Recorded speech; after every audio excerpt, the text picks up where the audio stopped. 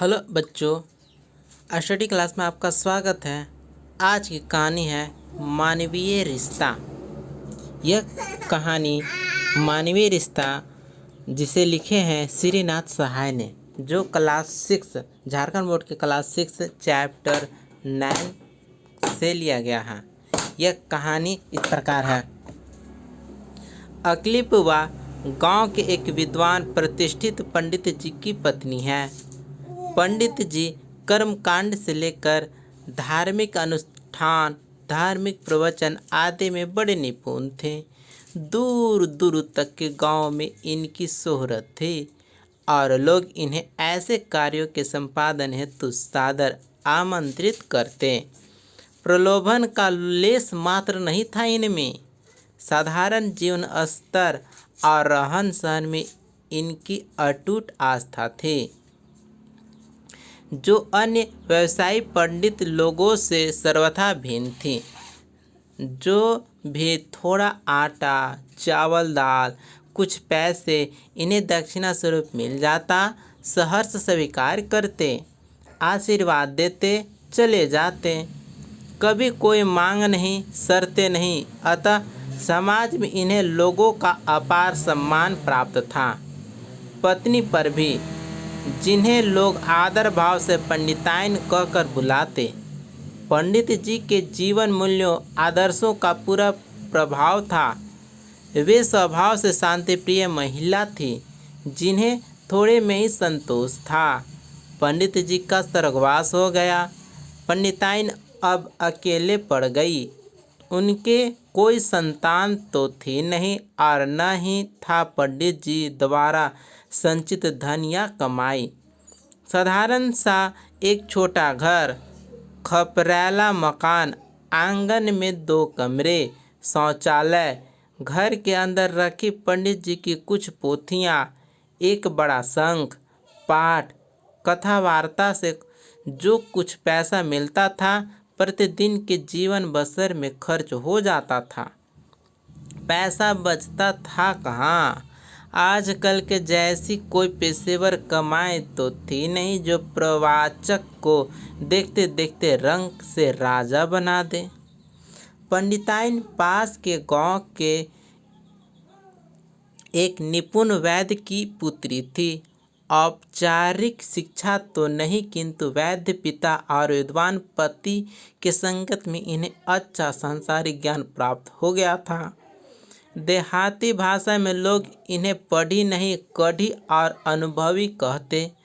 जब कभी पंडित जी इनकी नोकझोंक होती, आवेश में बोल उठती, जो पंडित के पतरा व पंडिताइन के अचरा, अर्थात जो कुछ आपके पत्र पोथी में लिखा है, वह सब कुछ तो मेरे आंचल में ही भरा पड़ा है।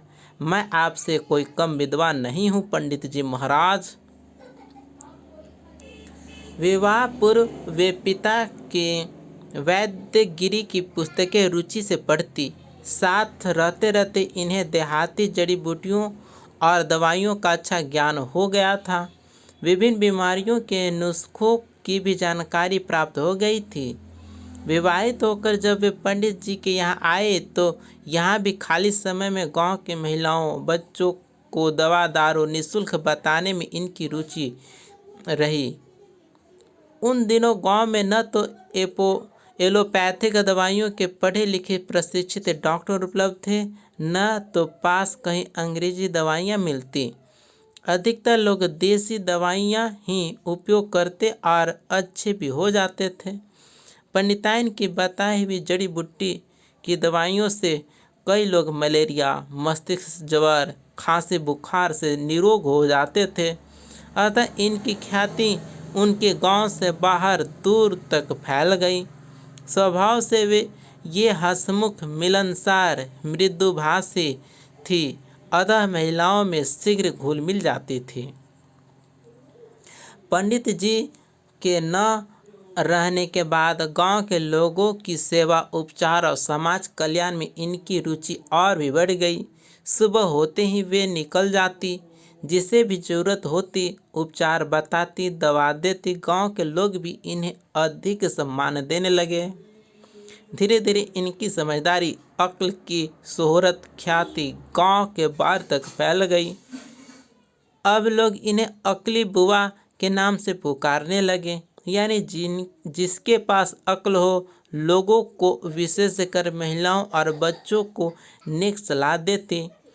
आधुनिक शब्दावली में एक परामर्शदाता का धर्म निभाती। सेवा भाव इतना था कि आवश्यकता पड़ने पर किसी के घर रात भर रुककर उसकी देखभाल करती। पंडित जी के समान ही इनमें भी कोई लोभ नहीं था। इनके जीवन यापन का कोई अन्य साधन तो रहा नहीं।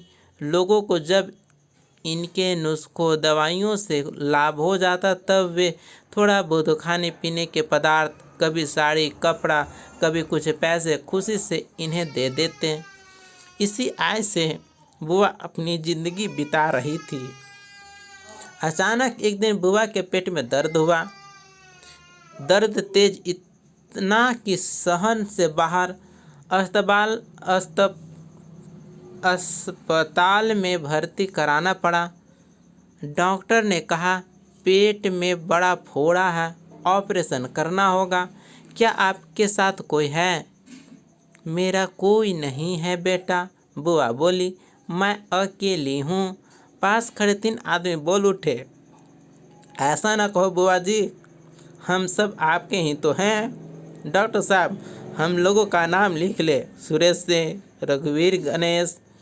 आवश्यकता पड़ने पर गांव के और भी इनके साथ होंगे। आज ही ऑपरेशन होगा। आप लोग खून का इंतजाम तुरंत कीजिए, ज़्यादा खून की ज़रूरत पड़ेगी। यह खबर गांव में बिजली की भांति दौड़ गई। देखते देखते मर्द औरतों का जमघट अस्पताल पर लग गई।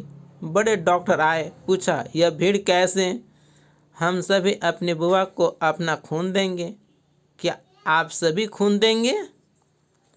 डॉक्टर साहब, इतना क्या, पूरा गांव खून देने हेतु यहाँ दौड़ पड़ेगा। यह बुआ तो हमारे गांव की जान है। गांव के लोगों के लिए अपना खून पसीना एक करती है। डॉक्टर आश्चर्यचकित, ऐसी भी इंसानियत। इसी बीच रहीम खान गांव से दौड़े दौड़े आए। भीड़ को चीरते हुए डॉक्टर के पास पहुंचे। बोले, डॉक्टर जी, पहला नाम मेरा लिखिए। बोलिए, क्या नाम है? पास खड़े गणेश ने कहा, नाम इनका रहीम खान है। नहीं नहीं डॉक्टर, आप रहीम भाई लिखिए। डॉक्टर मुस्कुराया, बोला, आइए आपका ब्लड टेस्ट कर लें। और क्या संयोग, इनका खून बुआ के खून से मेल खा गया। अब तो रहीम खान बेहद खुश। बोले, आखिर 2 इंसान का जो खून है एक साथ तो होगा ही। अन्य लोगों ने भी खून दिया। इधर ऑपरेशन हो रहा था, उधर लोग सुंदरकांड का पाठ कर रहे थे और मंदिर प्रांगण में इनके नाम पर हवन। ऑपरेशन सफल हुआ। बुआ ठीक होने लगी। अस्पताल से छुट्टी मिलने पर रहीम भाई आग्रहपूर्वक बुआ को अपने घर ले आए। सप्ताह भर इनके घर के छोटे बड़े सभी ने दिल से बुआ की सेवा शुश्रूषा की।